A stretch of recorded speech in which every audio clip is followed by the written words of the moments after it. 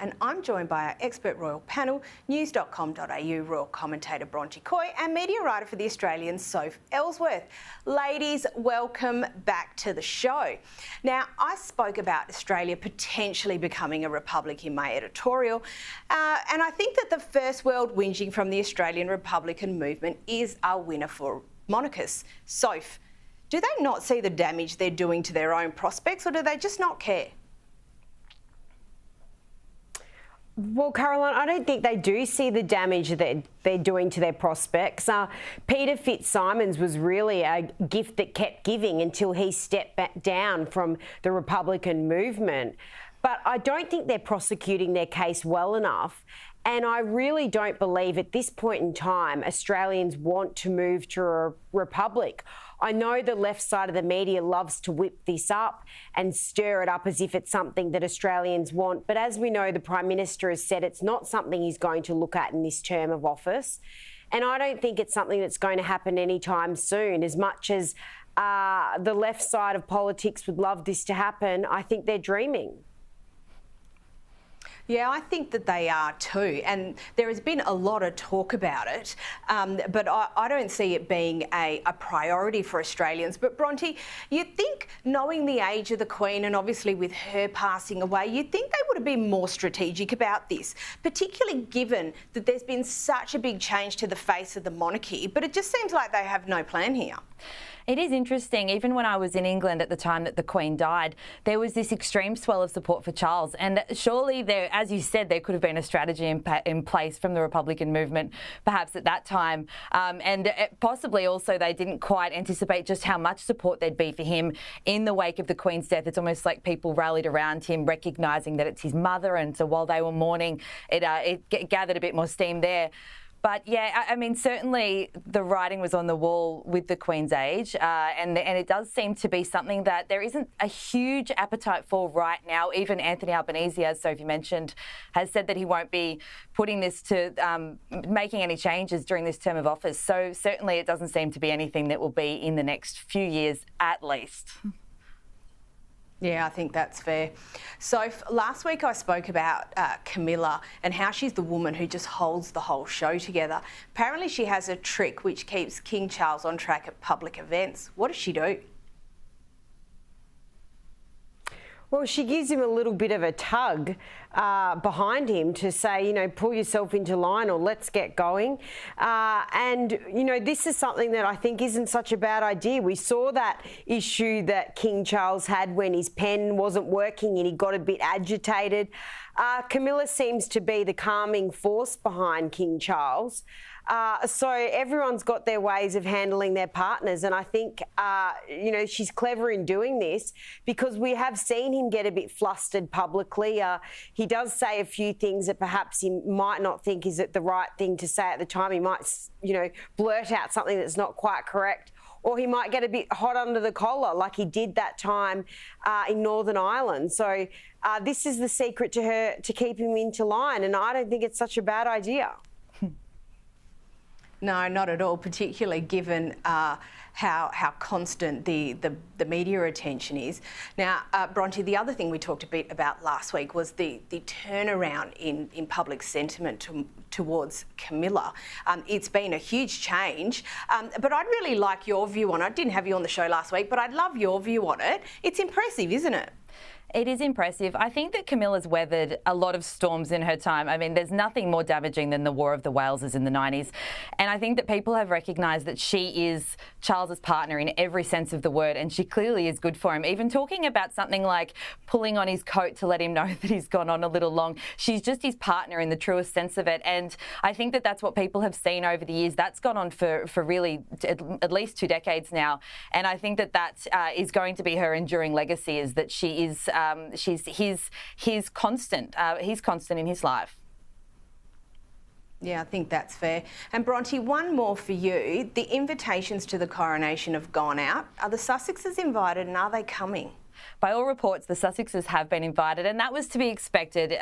There isn't really any other way moving forward here than Charles for him not to invite them. But whether they come or not is the question. I personally believe that they will, because I don't see that they'd miss the opportunity to be part of such a historic event. And 5-10 years down the track, when the dust is settled, they possibly have considered the fact that they may regret it if they aren't part of it, because it really is quite a final nail in the coffin if they don't attend. With that said, it's really a no-win situation for Charles. He had to invite them, but at the same time, whether they attended, whether they don't, it's going to be pulling focus. It will inevitably turn it into a little bit of a circus because people will be paying attention to the Sussexes, what they're doing. Is Harry there on his own? Has Meghan come with him?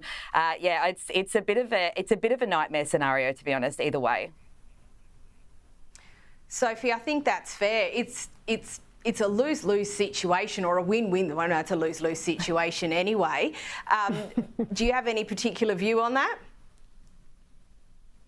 Well, I think that they really would love not to be invited so they could play the victim. Wouldn't this be a great book or a great sit down with Oprah to say how disgusting our family are, we're not invited? That's exactly what I think this toxic couple really want, Caroline. So I think the King is playing it smart. I think it is smart to invite them. I think, as Bronte said, I think they will come along. They can't miss the opening of an envelope. But I just hope that it doesn't diminish the coronation focusing on King Charles, and Meghan doesn't put herself front and centre like she always tries to. So does her husband, to make themselves the story. So I hope they have some dignity if they do attend, but I wouldn't put it past them to turn this into a tale as woe is me, because that's what they do perfectly and so beautifully, and they've made a fortune out of doing that. Yeah, that's true. And as you know, Soph, the internet is forever. I find it a bit interesting how some of Meghan's recent statements don't appear to correlate with what she's said in the past. Do you think that by trying to frame herself in a certain way, she's actually making life harder for herself than it needs to be? I think if you're going to tell fibs, Caroline, you need to have an awfully good memory.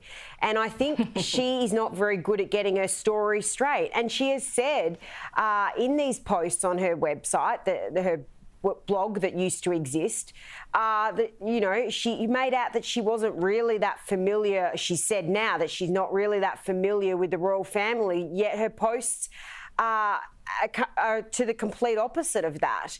I think the problem with the internet, you're right, it is there forever. Meghan Markle is a narcissist. She loves the attention. She put all her thoughts down on the internet before she met Harry. She knew exactly who Harry was. She knew exactly who the royal family were.